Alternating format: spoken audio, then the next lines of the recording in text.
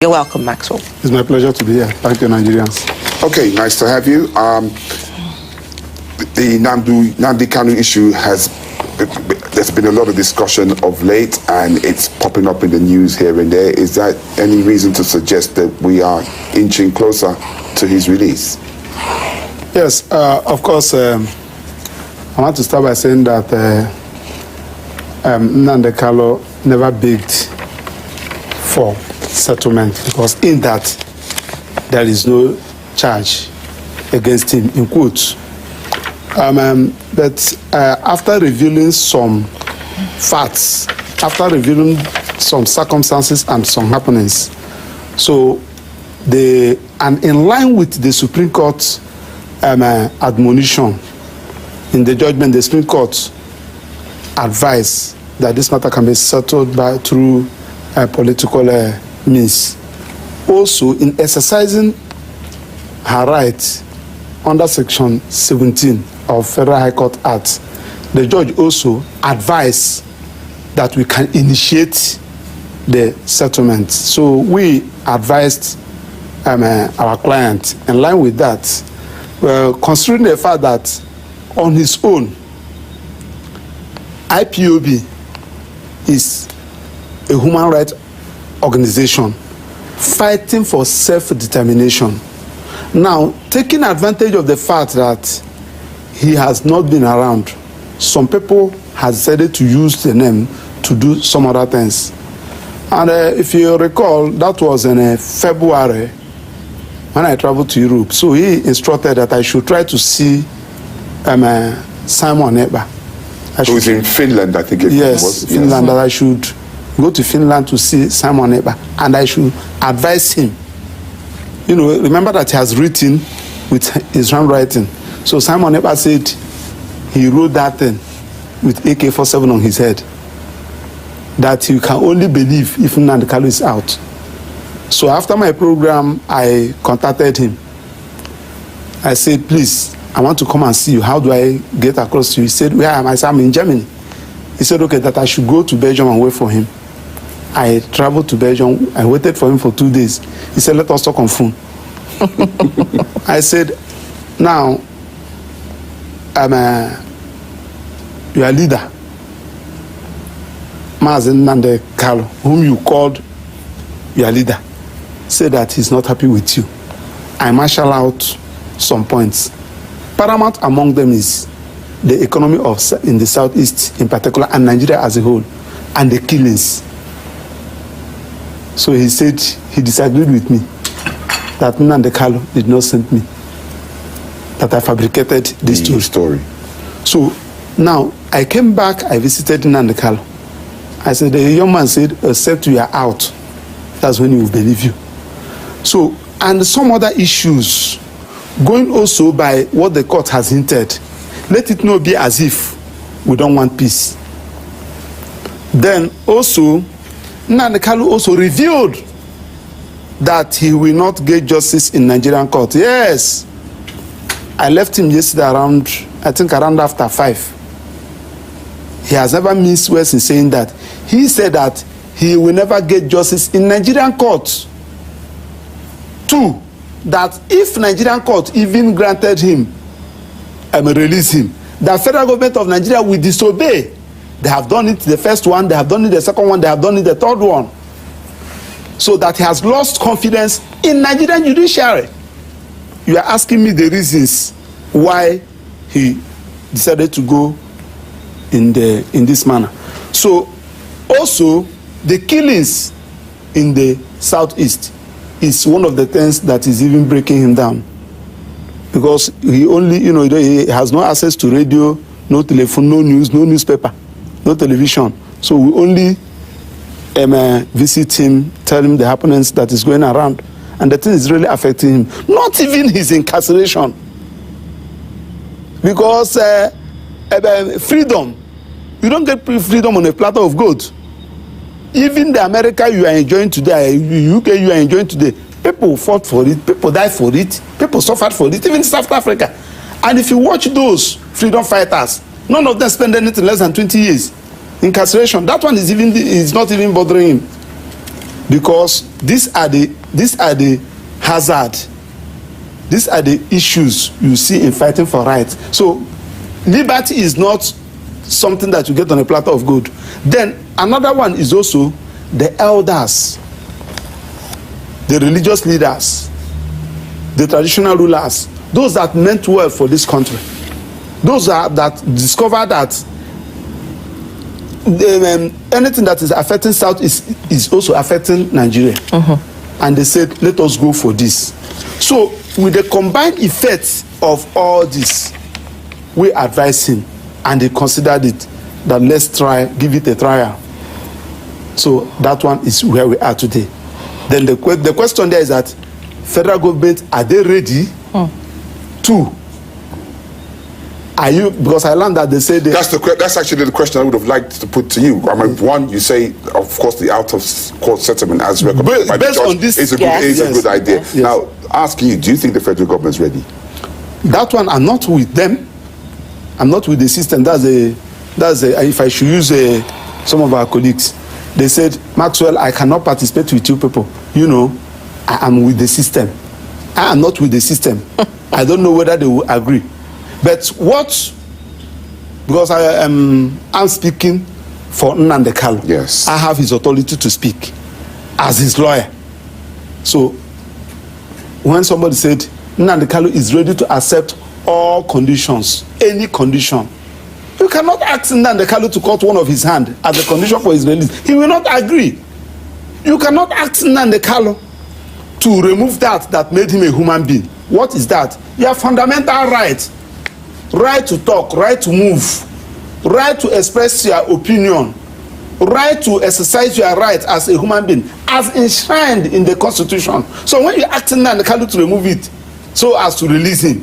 So if you remove all these things and you now release him, he is no longer a human being. He is now an animal. Because one of the things that distinguishes between us and animal is that our right. You can kill your fowl anyhow. You cannot kill a human being anyhow. So you can tie your dog with chain. You can't tie a human being with chain. Are you saying these conditions are, have not been stipulated? I'm sure these conditions, what they're talking about, will be stipulated. I mean, cutting his arm off and things like that, I don't think will right. No, I'm just giving instances because when somebody said he is ready to accept any condition, of course, he's strong. He's a very strong. So he's uncalled for. Personally, there are some conditions they will give him. I will advise him not to take it. On a very serious note, even as a human being, there are some things that will ask me to say, just like as I'm saying it now, because there are some things that are happening in our judiciary. I'm a lawyer, and they said that we should not be talking. Hey, if you not talk, hey, they will not allow you. They will not give you SAN. They will not give you all those privileges. Must I be a lawyer for me to leave? I don't need to be a lawyer. Are you a lawyer? Are you not leaving? If they want to take their license, so be it. I have some other things to do. I'm an academia, I'm a consultant, I'm a researcher, I'm a farmer, I'm a businessman, for Christ's sake. But we must, if you watch now, nobody's speaking. Apart from my very self, Chidod Kanu, Elisaba Koba, Joseph, and a few others. And nobody is talking. You will see something, you turn it upside down. You were talking about Nigerian judiciary. Yes. Nnamdi Kanu told you that he lost confidence in Nigerian judiciary. Why?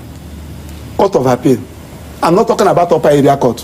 I'm not talking about customary court in my community, Amuzi. I'm not talking about Sharia court. I'm talking about court of appeal judgment and ordered that Nnamdi Kanu should be released immediately, and no other court should try him because of extraordinary rendition. That judgment was given in 2022. 13th December thereabout. The federal government, through their agent DSSS, said that they will never obey the court judgment. They held Nnamdi Kanu for close to 2 weeks before they finally said, okay, let's go and file a motion for stay of execution. In the same court of appeal accepted it. Under 2 weeks, they granted the stay. This is the first in the history of Nigeria that somebody in a criminal jurisdiction jurisprudence, that somebody, you grant a stay of execution, the same court of appeal that gave the judgment, you did not even ask, have you complied with my order? you are in default of my order. You kept somebody that I ordered. Then you now file stay of execution. And filing stay of execution, for you to file stay of execution, even in civil matter, there must be, it's not automatic, there must be a procedure. The procedure is that, one, you are ready to go with that appeal. As at the time they filed that stay of execution, there was no this and what do you call it, brief of argument. They just granted it because it's Nnamdi Kanu. So we are looking at all these things, and we believe that on the side of peace, because if you are going by the way this matter is being handled, we have been advising, we have been talking to people, we have been saying no, let us follow this thing, we have been encouraging him, let us give it a trial. But as a human being, if you watch what happened the last time we went to court, he started arguing his matter because he felt that we are not doing what we are supposed to do. I'm a lawyer, I know the procedure. The procedure is that I'm expected to follow the law, but he felt that this is injustice. So he abandoned you, was going about his argument himself. Even when we are trying to call him to order in the court, he refused. He refused. He was talking. He was even telling the learner sake, Awomolo Ese and the chairman body of benchers. He said that you are one of the people that is causing trouble in this country. Because of Nnamdi Kanu, you allow Nigerian judiciary to be turned upside down. You turn Nigerian law upside down. Because of Nnamdi Kanu, must you destroy Nigeria? Because of Nnamdi Kanu. After Nnamdi Kanu, we still have this country. So these are the issues. And we are not saying this thing. Now, we are talking about peace. How will you achieve peace? When we say peace, what do you mean? I mean peace in the country. Because there's a bigger ramification of peace. Yes. There's peace in the matter, peace in the southeast. Peace in Nigeria. Okay. Because one of the features of the renewed hope agenda of the present government is actualizing peace. And now the Kanu have how many judgments? Apart from the foreign ones, 2 judgments. 1, Federal High Court. 2, High Court. That order that you should. And awarded cost. Have you complied with that? The answer is no. Now, Showore, you discontinue his own matter. The president of Mieti Allah, you discontinue with his own matter. But Nnamdi Kanu that have judgment. Even African Union has declared that his arrest, detention is unlawful. United Nations Human Rights Organization also declare his arrest and detention unlawful, unconstitutional. You decided to keep him because he's from Igbo. He's from Southeast. Of course, except we are not ready to tell ourselves the truth. Had it been that Nnamdi Kanu is from another tribe. So you're saying there's prejudice? Yes, of course now.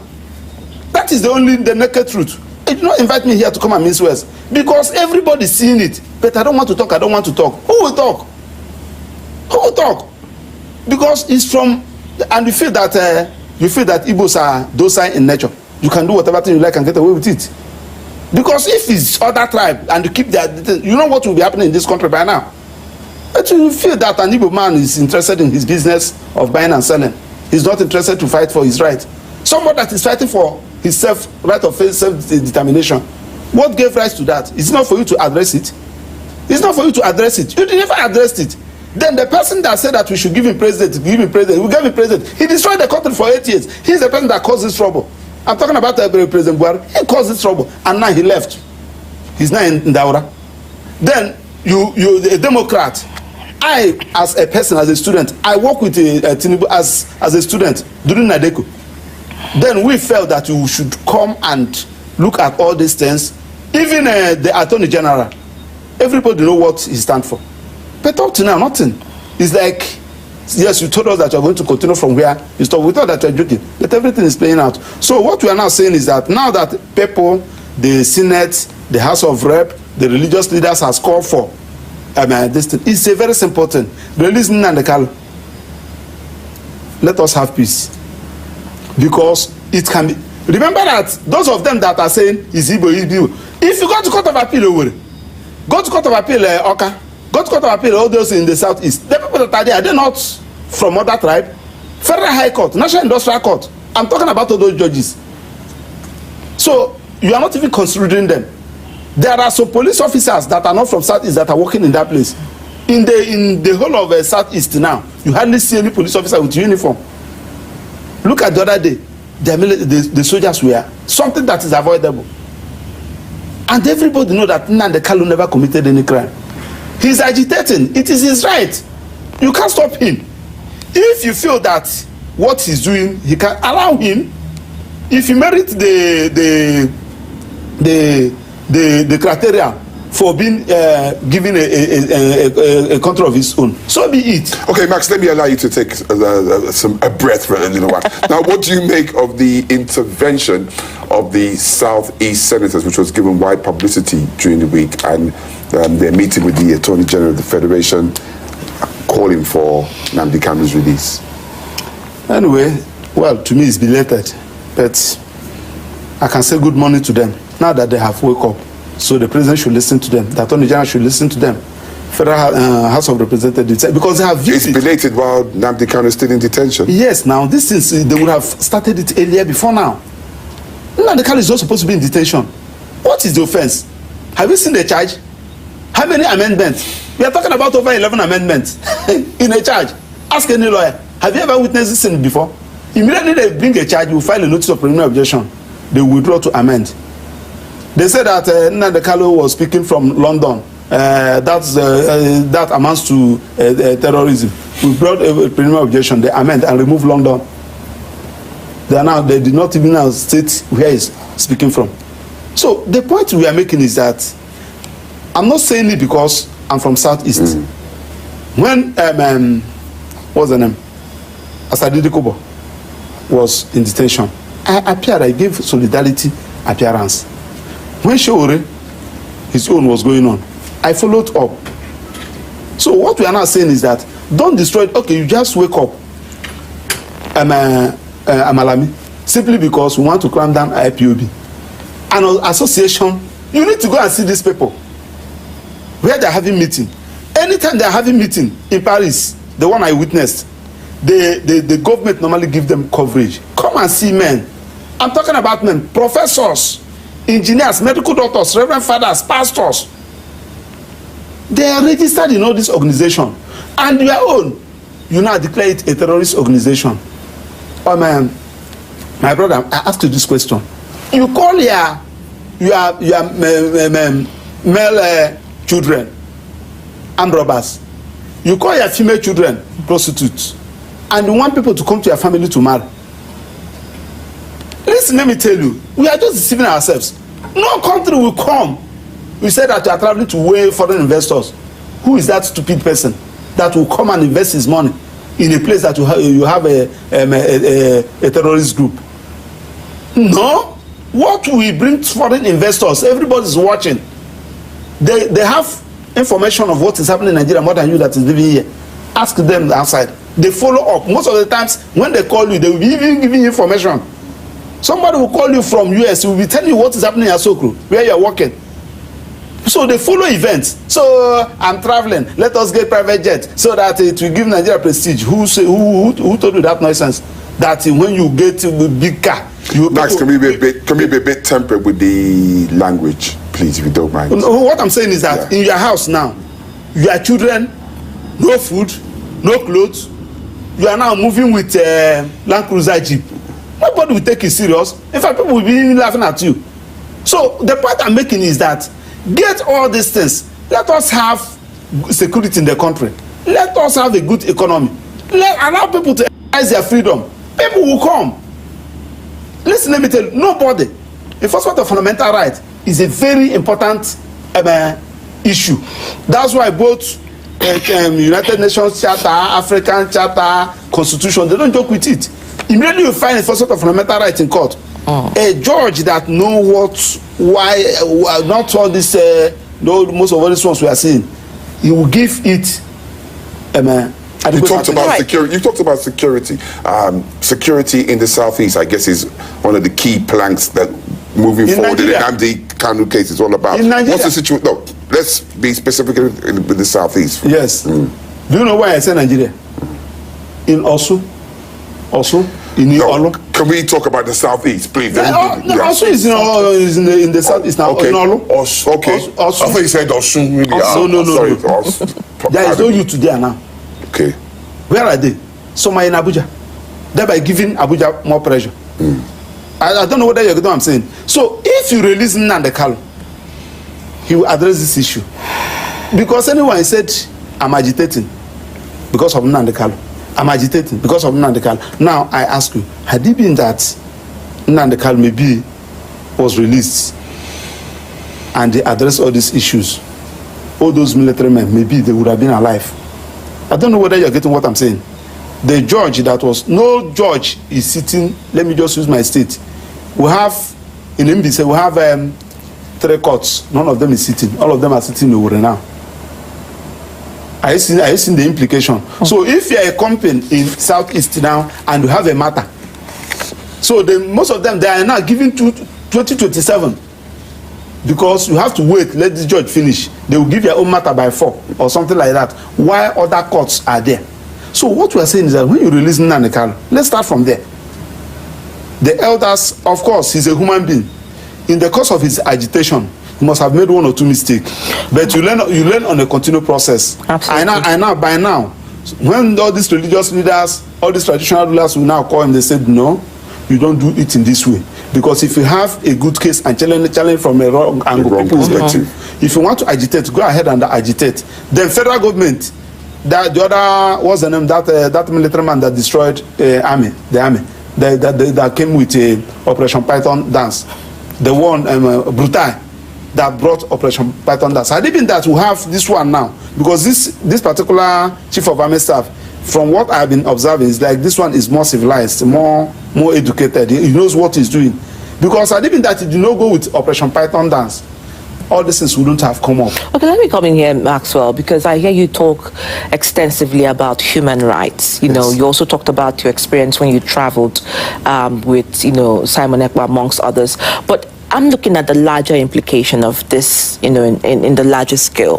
One, the judiciary and how they downplay the importance of human rights with this kind of cases. I mean, I remember the El Zakzaki Ibrahim and his wife in what they say is protective custody, even after being acquitted by the courts. And now we have this Nnamdi Kanu case. What is the effect of this on the larger human rights, community in Nigeria? That is where I have an issue with the Supreme Court judges. The Supreme Court judges, in that judgment, agreed that Nnamdi Kanu's right was violated. They condemned the actions of the army. I have the judgment here. I will drop it with you. You read the judgment very well. Then, and agree that the court ought not have revoked his bail because he never jumped bail. In all these things, you said that let him go and face trial. Why didn't you make consequential order ordering for his release? Now, when we are talking about enforcement of fundamental rights, the worst thing that can ever happen to somebody is when you beat a child and you ask a child not to cry. When somebody can do you anything, but when it comes to your own right, don't talk, don't move. They tie you in one place. Even if it's your father, you will disobey. That right is very, very fundamental. If you watch what even God even knew that Adam committed that offense. But if first of all give them that fair hearing, Adam, where are you? Are you telling me that God don't know where Adam was? He gave the fair hearing. So when you are talking about somebody fighting for his right and you are dragging him, okay, why is Nnamdi Kanu the leader? Anybody who's still telling you, any Igbo who is telling you that you don't have respect for Nnamdi Kanu is deceiving you. Any Igbo who tell you that he don't have regard for IPOB is deceiving you. We are all loyal to him. It's because of those of us. I know how many SAN that call me from Igbo. Mas, do I'm like this, do I'm like this. Mas, come, do you have you? They will be giving you. Come out, they say, no, I don't want to come out. We are praying for you people. Are you what I'm saying? Because Nnamdi Kanu is the only person that was speaking for them. Nnamdi Kanu was the only person that was complaining, shouting. So since you don't want us to be the president, you feel that we are not good to be this. You do your appointment, you don't want other us to be on our own now. I am saying you cannot say that I'm with you. You actually look at the kind of appointment. I took the president. We are in court. The matter is even coming up, I think, on Monday. For lopsided appointment. I marshal it out. You don't do this kind of thing. You said that you are in one Nigeria. That somebody fight for liberation of his people. And you said, okay, let us come together. 3R, reconciliation, rehabilitation, and reconstruction. Since that time up to now, nothing happened. Any government that came, they will silence the people of Southeast. Everybody. And anybody who is in this country who is saying that the people of Southeast are not being marginalized, it will not make heaven. That person is lying. It's obvious. Where is this hatred coming from? Buhari came here, he was showing his own, he was even speaking his own. And we thought that Tinubu is a Democrat, who is even marrying from Igbo. The wife is from Delta. They are Igbos. Forget about what they are claiming. They are Igbos. You can't tell me that you are not Igbo, you are answering Emeka. And instead of you to look at all these things and consider it, and they are still following thereby causing trouble. After the worst is not 8 years, you will go, another president will come. So what we are saying is that take the advice of those that are mate, those that are senior, those that are more educated than you, those that have seen it before you. Take their advice. Forget about all those people that are running around. I continue to say it. If you are the president, those who are criticizing you, that's the people you take serious. Not all those people that are saying if you do good, they clap for you. They are looking for contract. They are looking for something that they will put in their pocket.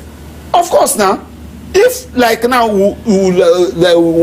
this thing we are talking about President Tinubu, we are speaking it because we want him to succeed. I'm not here to paint West. You are not doing well. You are not doing well. We talk about this issue of giving your wife 1.5 billion naira. I challenge it. Abab, approve it. Abbas, approve it. First lady, under what constitution? Under what law are you giving first lady 1.5 million naira to go and maintain office and car? What of my own NGO? Who will give me? So we talk about that one. We talk about you or lopsided appointment. Anytime we complain, you watch it, review what we are saying. Most of the times when we file action against you, you look at it, you correct it, you withdraw it, you move ahead. Because if you rule well, you take the glory. If you do not rule well, we'll be complaining to you as we are complaining to Buhari. Buhari cannot go to any place and make any comment. He violated people's rights. He did not rule well. He allowed his government to be looted. You know, a lot of things. Maxwell, talking about ruling well, because I hear you, and I hear that you say good morning to the Southeast leaders and the stakeholders who have awoken from their slumber. But just going beyond Nnamdi Kanu's release, whether conditional or not, is the call to the Southeast leaders, especially the governors, not to also look inwards, to also rule well and create the enabling environment. Because beyond peace, you cannot have peace without, the enabling environment, and that is the key strategy to good governance. You see, when Nnamdi Kanu came, they know that Nnamdi Kanu is fighting a just cause. But their problem is that this small boy is coming to take over being the leaders of Southeast. That's where they started attacking Nnamdi Kanu. When you say they, who are you? I'm talking about the Southeast leaders. Apart from few of them, somebody like Okwadike and Lete Zife, that said, guy, this guy is our leader. If he's not our leader, if I come out in my place, how many persons will follow me? But if my people of Ekulobe hear that Nnamdi Kanu is coming to Ekulobe will be shut down, then who is the leader? That is the true fact. Now that they have realized it, the governor of Ebonyi, the governor of Abia, the governor of Anambra, they have realized it and made together and said, no, there is every need for us to. This is our son. Are you know what I'm saying? Bring him back. All those areas that he was not doing well, correct it. You said that he's insulting you. Nobody's encouraging Nnamdi Kanu to insult elders. But what is that you are doing? What is that he's speaking? Because when they are talking about, look at how we are talking about this thing. You said, okay, restructuring. You said, okay, good. If they give you restructuring, you people are the leaders. Let's drop out this agitation. You said, no, you must drop agitation. Only for you to go back. You go to me and have meeting. Where they promise you another to ministerial list. And the thing was decoded. How will you earn his respect? So now that they have met, they issue a communique that they are going to see the president. Let them go and see the president. Let the president release Nnamdi Kanu to you people. You people will have a meeting. What is that we are complaining? What is that we are complaining? Of course, we are from Southeast. Going by our land, distance, and our numbers, that place may not contain us. Nigeria may still be the best. But when you begin to show me that I don't belong to this country, I will agitate. you want to do judges, you forge your own list. It's only your own people that can be in the bench. You want to give a point, you go and see what is happening in the CBN. You chase other people out, you bring your own people. This is what Buhari was doing. Go and see in FC, any place. It's only your own people. That's the only people that can do it. Other people, they cannot. Well, Max, it looks like we can go on and there's so much to talk about. So what you are saying, what you are so you just saying, have to summarize in about 10, 15 seconds. Yes, what we are now saying is that Nnamdi Kanu never begged for settlement out of court. Okay. He never begged. Rather, we have initiated it. And we also let him see the reasons why we should go for that. If it will work out, we are believing that it will work out. Because of this, because of this, because of this, because of this, on our own side. On his own side, he also said because of this, because of this. Paramount, the most important aspect of it is for security, for life, for stability in the southeast. All right, I guess we're going to just have to leave it just like that. Maxwell Okpara is the lawyer to the detained IPOB.